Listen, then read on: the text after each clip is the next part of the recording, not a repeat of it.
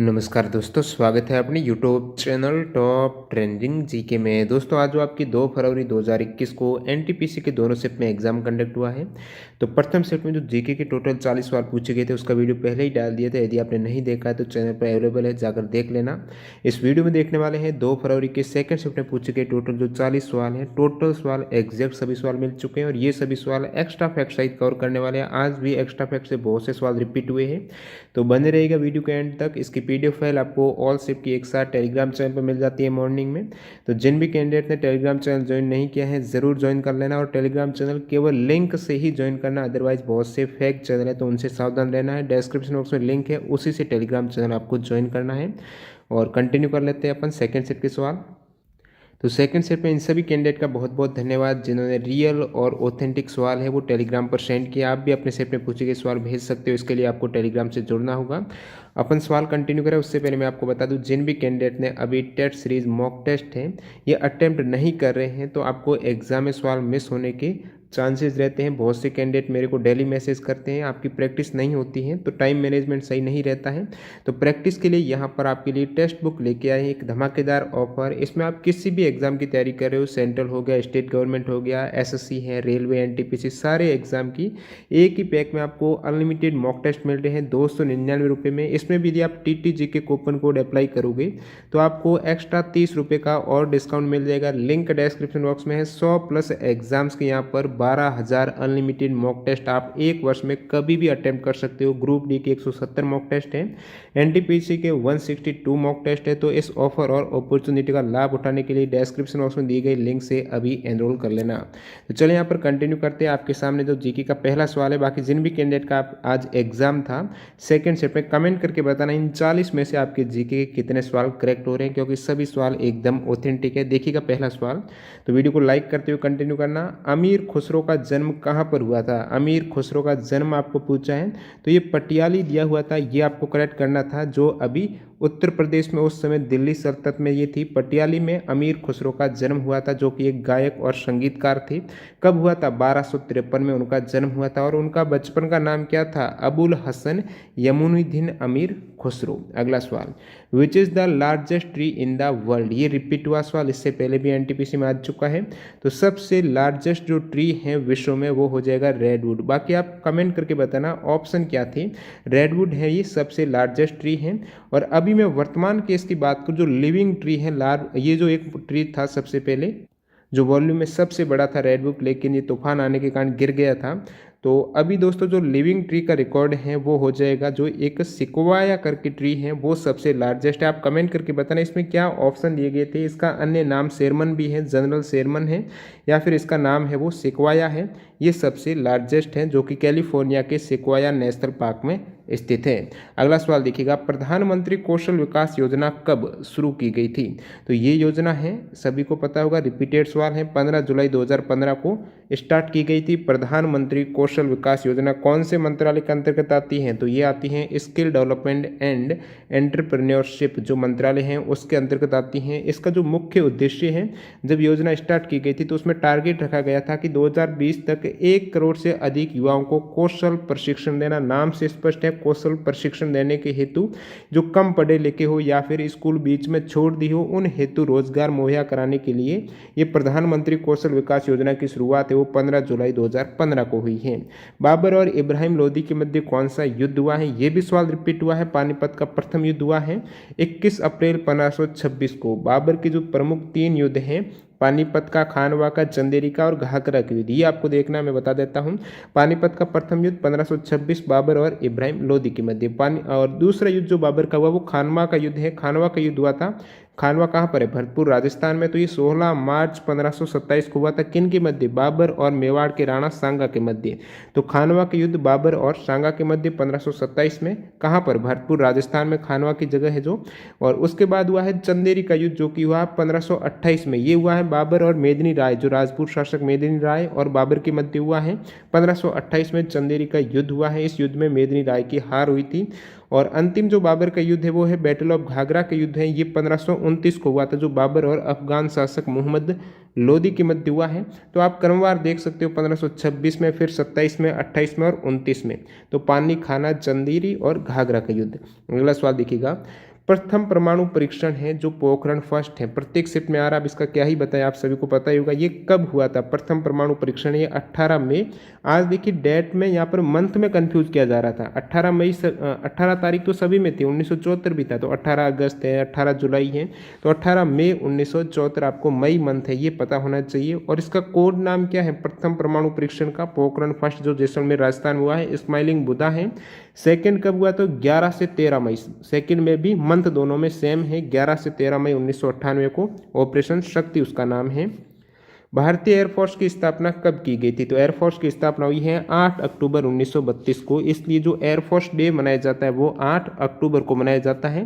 तो स्थापना आपको याद में रखना है 1932 8 अक्टूबर। अब बहुत बार इसका मोटो पूछा जाता है, तो एयरफोर्स का है नभ स्पर्शम दीप्तम। क्या है? नभ स्पर्शम दीप्तम हो जाएगा। वर्तमान में chief of the air staff कौन है?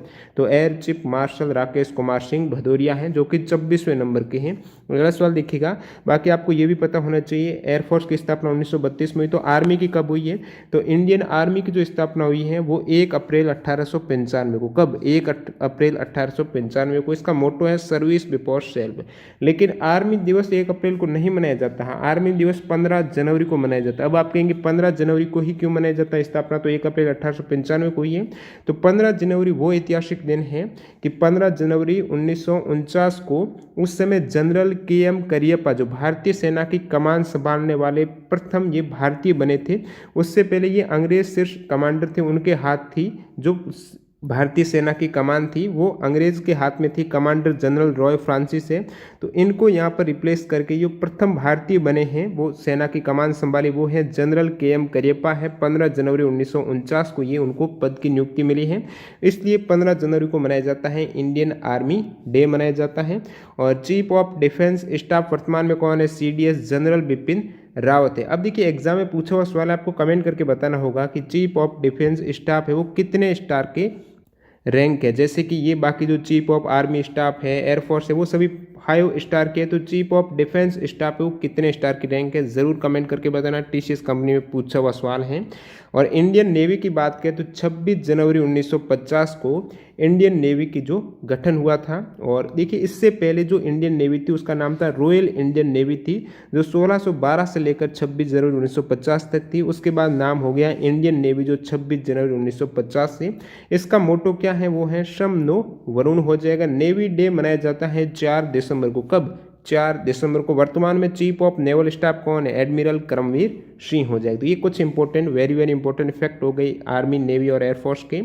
प्रधानमंत्री मुद्रा योजना में कितने रुपए का लोन दिया जाता है? रिपीटेड सवाल है, बता चुका हूं आपको। जो पूछा गया था वो शिशु लोन का शायद पूछा गया था। प्रधानमंत्री मुद्रा योजना में जो सबसे न्यूनतम लोन रहता है वो शिशु लोन के तहत है। वो 50,000 रुपये तक का कर्ज इसमें दिया जाता है। 3 प्रकार के लोन हैं।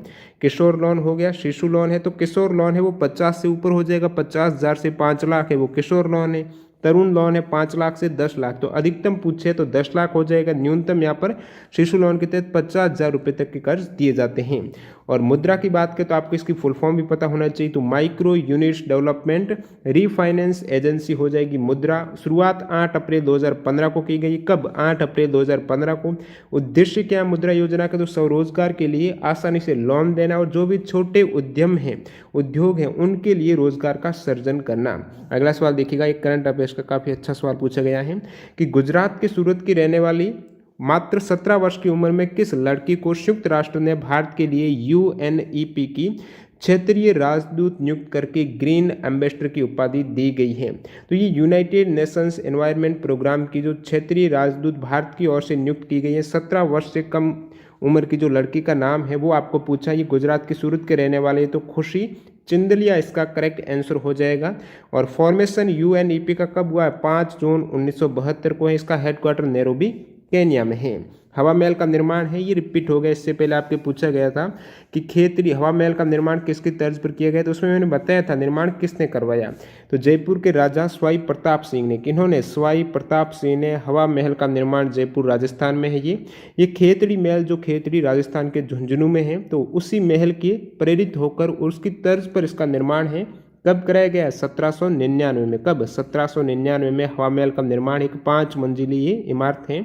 और हवा महल के वास्तुकार पूछा जाता तो आप कहेंगे लालचंद उस्ताद हैं। और बहुत बार पूछे जाते हैं इसमें झरोके कितने, विंडोज कितने, तो 953 इसमें झरोके हो जाएंगे। अगला सवाल देखिएगा, सवाल ये पूछा गया है विश्व का सबसे बड़ा जलप्रपात कौन सा है? तो सबसे बड़ा वाटरफॉल है वो एंजल वाटरफॉल हो जाएगा, जो कि वेनेजुएला में है। कहाँ पर? वेनेजुएला में। ये सबसे हाईएस्ट वाटरफॉल है, इसकी हाइट है 979, बिना किसी इंटरप्टेड, ऐसे नहीं यहाँ पर गिर रहा फिर रुक रहा फिर गिर रहा, ये डायरेक्टली फॉल हो रहा है। 979 मीटर के हाइट पर एंजल फॉल्स हो जाएगा, वो वेनेजुएला में हो जाएगा। अब देखिए ये तो हो गया विश्व का सबसे बड़ा जलप्रपात है जो एंजल फॉल। अब भारत का सबसे ऊंचा जलप्रपात कौन सा है? तो जोग जलप्रपात है, इसको गरसोपा भी कहते हैं, महात्मा गांधी भी कहते हैं। बहुत से कैंडिडेट कहेंगे कि हमने तो ये कुंचिकल फॉल्स पढ़ा जो कर्नाटक में, दोनों ही कर्नाटक में है। कहीं कहीं ये भी दिया गया है कि जोग गरसोपा। ऐसा क्यों है? क्योंकि देखिए जोग और जो गरसोपा है ना, इसकी हाइट जब ऊपर से गिरता है पानी तो यहाँ पर नीचे रुक गया, फिर गिरता, तो 4 बार ऐसे बीच में रुक जाता है, पर्वत आ जाता है और फिर गिरता है। तो इसलिए बोलते हैं कि एक बार गिरने वाला ही सबसे ऊंचा होगा, तो उसके अकॉर्डिंग माना जाता है कि ये कुंचिकल है। बाकी सबसे लंबा है ये रहता है आपके गरसोपा या फिर जोग जलप्रपात। इसमें इसे महात्मा गांधी जलप्रपात। इससे बहुत बार पूछा जाता है कौन सी नदी पर है, तो ये शरावती नदी पर है। और कुंचिकल फॉल्स है, ये भी आपके एग्जाम में आ जाए, यदि ये ऑप्शन नहीं है तो ये आपको करेक्ट करना, ये भी सबसे ऊंचा जलप्रपात माना जाता है। अगला सवाल देखिएगा, द्वितीय विश्व युद्ध में जो धुरी राष्ट्र है उसमें कौन सा है? तो 3 प्रमुख धुरी राष्ट्र एक्सिस पावर है वो किनके पास थी? जर्मनी, इटली और जापान थी। और सामने कौन थे जो उसे मित्र राष्ट्र बोला जाता है? तो मित्र देश थे अमेरिका, सोवियत संघ और इंग्लैंड। तो ये धुरी राष्ट्र में आपके आज ऑप्शन में जर्मनी था, तो आपको ये करेक्ट करना था। तो द्वितीय विश्व युद्ध है ये 1939 से लेकर 1945 तक चला था। उस समय तत्कालिक कारण क्या था? जर्मनी का पोलैंड पर आक्रमण युद्ध का तत्कालिक कारण था। तो आपको धुरी राष्ट्र का पूछा तो जर्मनी, इटली और जापान। अगला सवाल, नेशनल ग्रीन ट्रिब्यूनल एक्ट दोबारा रिपीट हुआ, ये कब पारित हुआ? 2010 में हुआ। इससे पहले एग्जाम आ चुका है एनटीपीसी में, नेशनल ग्रीन ट्रिब्यूनल एक्ट 2010 में। फिर देखिएगा अंतरिक्ष में जाने वाले प्रथम व्यक्ति कौन थे? कल आपके भारत का पूछा था, उसमें मैंने वर्ल्ड वाइड बताया था विश्व में सबसे पहले अंतरिक्ष में कौन गए थे? Yuri Gagarin. आज पूछ लिया यहाँ पर, तो ये सोवियत के रशिया से थे। अप्रैल 1961 में ये गए थे। अंतरिक्ष में जाने वाले प्रथम व्यक्ति यूरी गागरिन हैं। और ये जिस स्पेस फ्लाइट से गए थे उसका नाम है वोस्टॉक फर्स्ट है। तो ये वोस्टॉक है ही प्रोग्राम है, इसके तहत ये प्रथम मैन्ड स्पेस फ्लाइट है हिस्ट्री की, जिसका नाम है वोस्टॉक फर्स्ट से ये गए थे यूरी गागरिन। अगला सवाल देखिएगा, भारत के संविधान के किस अनुच्छेद में सार्वभौमिक वयस्क मताधिकार का प्रावधान किया गया है? दोस्तों ये भी अपन कह सकते हैं एक तरीके से एक्स्ट्रा फैक्ट्स है, तो कैसे है मैं बताता हूँ। इससे पहले जो आपके एग्जाम में सवाल आया था कि 61वां पूछा गया था कि जो मतदान की आयु है वो 21 वर्ष से 18 वर्ष कब की गई है? तो मैंने कहा कि 61वां संविधान संशोधन 1989 में की गई है। और उसमें ये भी मैंने ऐड किया था कि अनुच्छेद 326 में संशोधन किया गया है। तो यदि किसी ने पढ़ा होगा कि 326 वहाँ पर दिया गया था, तो ये मताधिकार की जो वयस्क मताधिकार की एक प्रावधान किया गया है वो कौन से आर्टिकल में? तो वो 326 कर सकते थे। थोड़ा डीपली हो जाएगा, अनुच्छेद 326 आपको करेक्ट करना था, जो अनुच्छेद है जिसमें सार्वभौमिक वयस्क मताधिकार का प्रावधान किया गया है। ये लोकसभा और राज्य की विधानसभाओं के लिए निर्वाचनों का वयस्क मताधिकार के आधार पर होना। अब देखिए ऑप्शन में आर्टिकल 325 भी था। तो 325 क्या है कि कोई भी व्यक्ति केवल धर्म, वर्ग, जाति, लिंग या इनमें से किसी भी आधार पर निर्वाचक नामावली में शामिल होने के लिए अयोग्य नहीं होगा। तो ये हो जाएगा आर्टिकल 325। और सार्वभौमिक वयस्क मताधिकार आर्टिकल 326। और पूछ ले कि 21 से 18 वर्ष तो 1989 में। अगला सवाल देखिएगा, यहाँ पर आज 3 पुस्तक के ऑथर से पूछे गए सवाल, टोटल 3 बुक्स और उनके ऑथर से आए हैं। देखिएगा पहला सवाल है द इंडियन स्ट्रगल पुस्तक के ऑथर कौन है? सुभाष चंद्र बोस है। फिर आपकी पूछेगा ये पैसेज टू इंडिया पुस्तक के ऑथर कौन है? तो E.M. फॉरेस्टर है इस उपन्यास के लेखक। एक ये पूछा गया है कि the general theory of employment, interest and money पुस्तक, ये TCS कंपनी के द्वारा रिपीट किया हुआ सवाल है। जॉन मेनार्ड कीन्स है, शायद दिल्ली पुलिस में आया था, हाल ही में मैंने कराया था इसको। अगला सवाल देखिएगा, राज्य में कार्यपालिका से न्यायपालिका का पृथक्करण किस अनुच्छेद के तहत वर्णित है? तो आर्टिकल 50 को आपको पूछा गया है कि राज्य को जो न्यायिक स्वतंत्रता सुनिश्चित करने के लिए जो न्यायपालिका का कार्यपालिका से पृथक्करण सुनिश्चित करना होगा, ये आर्टिकल 50 में वर्णित है। भारत छोड़ो आंदोलन फिर रिपीट हुआ सवाल, 8 अगस्त 1942 को कहाँ से? मुंबई से। इससे पहले पूछे गए मुंबई से इसकी शुरुआत हुई थी।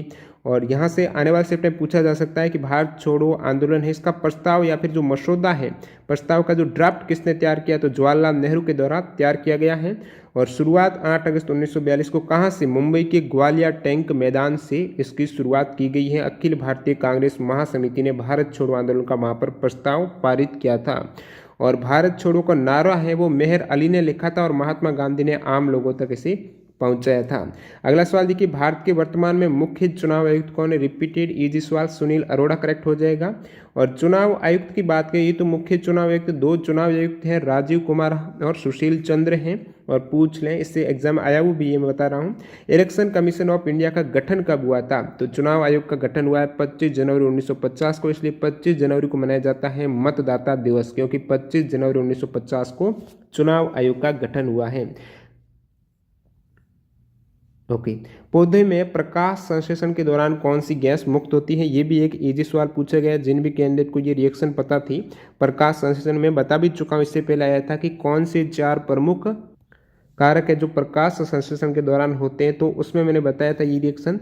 आज पूछ लिया कि पौधे में प्रकाश जो फोटोसिंथेसिस है उसके दौरान कौन सी गैस रिलीज होती है, तो ऑक्सीजन आप देख सकते हो, कार्बन डाइऑक्साइड है, जल है, सनलाइट है, क्लोरोफिल है, यहाँ से प्रकाश संश्लेषण होता है।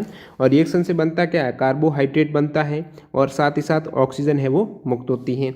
अगला सवाल, 2018 में शांति का नोबेल पुरस्कार किससे मिला, 2018 का पूछा गया आपको नोबेल पुरस्कार, तो 18, 19, 20 सभी आपको पता होने चाहिए। तो 2018 में शांति का नोबेल पुरस्कार है वो डेनिस मुक्वेगे और नादिया मुराद को दिया गया है। अब आप 2018 के अन्य पुरस्कार भी आपको पता होना चाहिए, जैसे कि फिजिक्स का किसे दिया गया, तो आर्थर अस्किन को, और फिर गेरार्ड मोरूरू को दिया गया है, और डोना स्टिकलैंड को दिया गया है। केमिस्ट्री का, रसायन विज्ञान का 2018 में वो फ्रांसिस एच एर्नोल्ड को 3 जनों को मिला है, जॉर्ज पी स्मिथ को और सर जॉर्जी पी विंटर को। और फिजियोलॉजी या फिर मेडिसिन की बात करें तो 2018 में जो चिकित्सा का दिया गया है वो जेम्स पी एलिसन और ताशुकू होंजो को दिया गया है। और अर्थशास्त्र का दिया गया विलियम डी नॉर्दोज और पॉल एम रोमर को।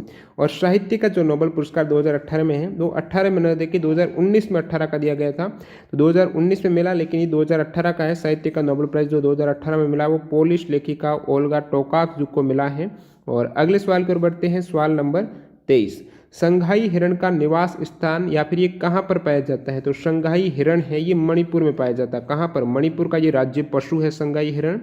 मणिपुर की राजधानी इम्फाल, राज्य पक्षी क्या है मणिपुर का, वो है नोंगिन। और राज्य पुष्प है सिरोई लिली है मणिपुर का, एग्जाम में पूछा हुआ सवाल है टीचर्स के द्वारा। मणिपुर का जो राज्य पुष्प है वो सिरोई लिली है। राज्य खेल क्या है, वो है सगोल कांगजे। अगला सवाल देखिएगा, काजीरंगा नेशनल पार्क किसके लिए प्रसिद्ध है, ये भी रिपीट हुआ, इससे पहले मैं एक्स्ट्रा फैक्ट में बता चुका हूँ आपको बहुत बार। कल आपके आया था कि काजीरंगा नेशनल पार्क में जो जानवरों के लिए कौन सा नेशनल हाईवे है वो खतरा बना हुआ है, तो उसमें मैंने बताया था ये किसके लिए प्रसिद्ध है, आज पूछ लिया।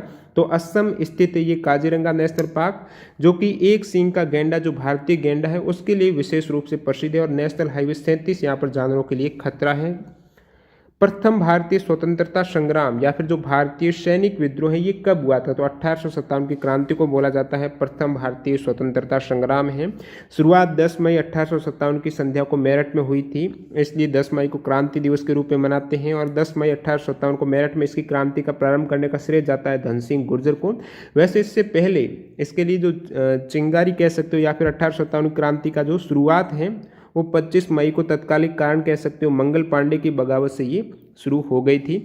अगला सवाल देखिएगा, विश्व की सबसे लंबी नदी कौन सी है, तो ये नील नदी हो जाएगी जो अफ्रीका में है, और इसकी जो लंबाई है 6650 किलोमीटर है। और सेकंड अमेजन आ जाती, या फिर पूछ ले वॉल्यूम के अकॉर्डिंग सबसे लार्जेस्ट है वो भी अमेजन हो जाएगी जो कि साउथ अमेरिका में है। अगला सवाल देखिएगा, झेलम का युद्ध है, ये भी एक्स्ट्रा फैक्ट में बता चुका हूँ। झेलम का युद्ध पूछा है कि विजेता कौन रहे हैं, तो विजेता सिकंदर रहे हैं। सिकंदर और पोरस के मध्य हुआ था, तो सिकंदर ने पोरस को पराजित किया था। ये मैंने कब बताया था, जब आया था कि सिकंदर में भारत ने एंट्री ली थी, वो कौन सी नदी को क्रॉस करके ली थी, तो उस समय मैंने आपको बताया था ये झेलम का युद्ध। तो सिकंदर ने पोरस को पराजित किया था, मगर उसके साहस से प्रभावित होकर उसका राज्य है वो वापस कर दिया था और पोरस सिकंदर का सहयोगी बन गया था। तो इस युद्ध को हाइडेस्पिस का युद्ध भी बोला जाता है, जो झेलम नदी के किनारे लड़ा गया था 326 बीसी में सिकंदर और पंजाब के राजा पोरस के मध्य। सवाल नंबर 28, ब्रिटिश क्राउन, ये भी रिपीट हुआ है। ब्रिटिश क्राउन शासन भारत में कब स्थापित किया गया था? तो ब्रिटिश ईस्ट इंडिया कंपनी से सीधे ब्रिटेन के हाथों में, महारानी के हाथों में शासन चला गया था, वो 1858 में। तो इसे ब्रिटिश क्राउन बोला जाता है। तो ये 1858 में आपकी हो गया था। ब्रिटिश राज 1858 से लेकर 1947 तक रहा। ESS की फुल फॉर्म पूछी है तो ये हो जाएगी एग्जीक्यूटिव सपोर्ट सिस्टम। क्या एग्जीक्यूटिव सपोर्ट सिस्टम है?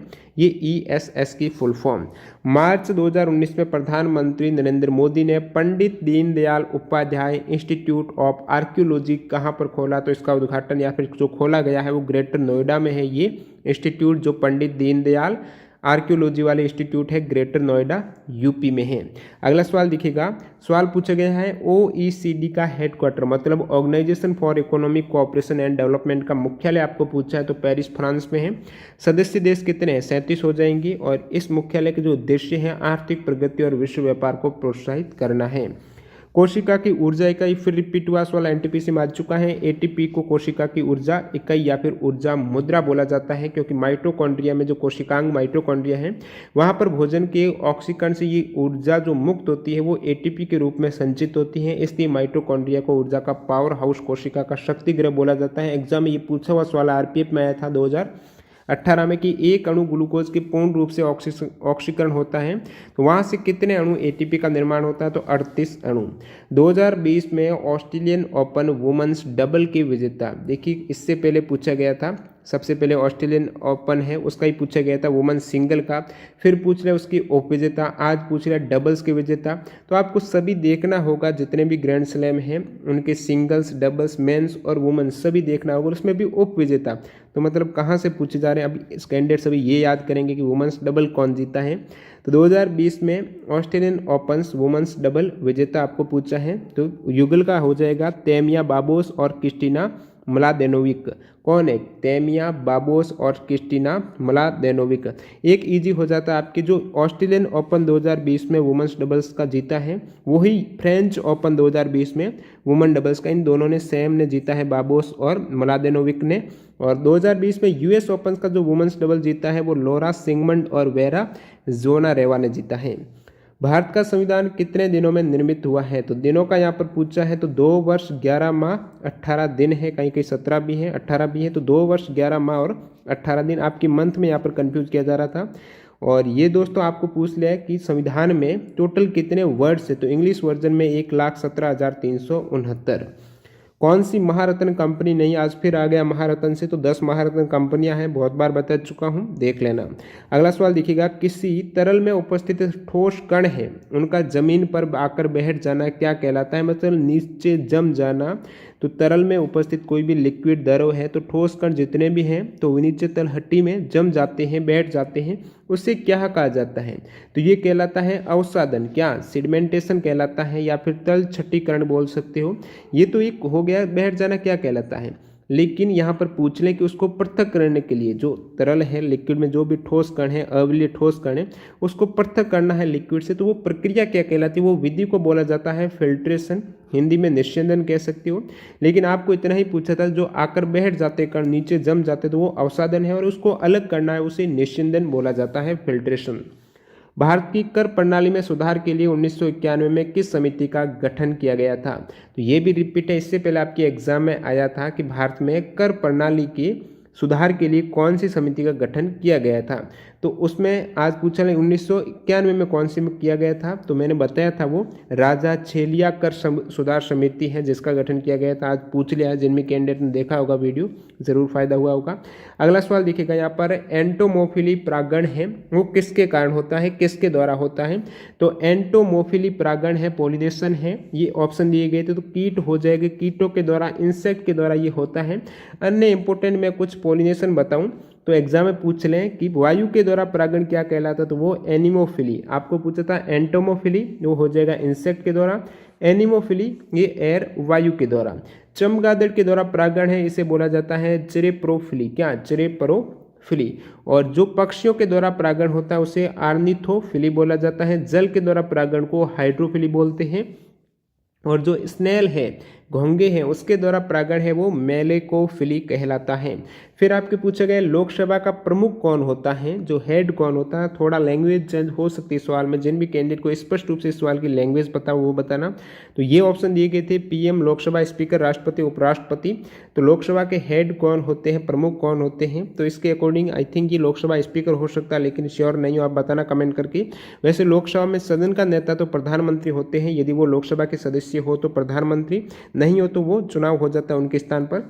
और अगला और अंतिम सवाल देखिएगा, प्रकृति में धातु किस रूप में पाया जाता है, तो वही अयस्क हो जाएगा। तो यहाँ पर अयस्क की आपको परिभाषा दी गई थी, जो अयस्क करेक्ट करना था। अयस्क वह खनिज है जिससे सुविधा और लाभ के लिए धातु निकाली जा सकती है। ऑप्शन में दोस्तों गैंग भी था, तो गैंग क्या होती है, पृथ्वी के निकले गए अयस्क है ना जो, तो अयस्क में जो अशुद्धियाँ होती है उसे गैंग बोला जाता है। अंतिम सवाल जो एक रीजनिंग का सवाल पूछा गया है कि कौन सा विषय में जो दांतों के प्रकार दे रखे थे उसमें एक दांत का प्रकार नहीं था, वो आपको करेक्ट करना था, ओड हो जाता। तो दांतों के 4 प्रकार आपको पता होना चाहिए। हिंदी में कर्तन को इंसिजर है, फिर रदनक है, कैनाइन है, और अग्र सरवणक है, इसे प्री मोलर बोलते हैं, और फिर चरवणक है, ये मोलर हो जाएंगे जो चबाने के होते हैं। तो इस प्रकार टोटल आपके 40 सेकेंड शिफ्ट के सवाल कवर हो चुके हैं, और मैं दावा कर सकता हूँ इतने पूरे 100% एक्यूरेट सवाल किसी ने नहीं बताए। ज़्यादा से ज़्यादा आपने अदर यूट्यूब पर 30 सवाल देखे होंगे, 25 सवाल देखे होंगे। तो इसलिए दोस्तों इस मेहनत पर लाइक ज़रूर कर देना। आप बहुत कम लाइक करते हो, मतलब व्यूज़ तो आ जाते हैं 80,000 के समथिंग, लेकिन लाइक 5,000 भी नहीं होते। तो लाइक और व्यूज़ का रेशियो बहुत ख़राब है, इसलिए 10,000 इस वीडियो पर मैं लाइक की डिमांड कर रहा हूँ। यदि आप अच्छे लाइक कर देंगे, 10,000 लाइक कर देंगे, तो मैं PDF बहुत पहले डाल देता हूँ टेलीग्राम पर। यदि आप लाइक अच्छे आ जाएँ तो ये इस वीडियो में यदि 10,000 आज लाइक आ गए तो मैं डेली नाइट को ही PDF अपडेट कर दूंगा। तो मिलते हैं ऐसे ही किसी नए वीडियो के साथ। वंदे मातरम, जय हिंद दोस्तों।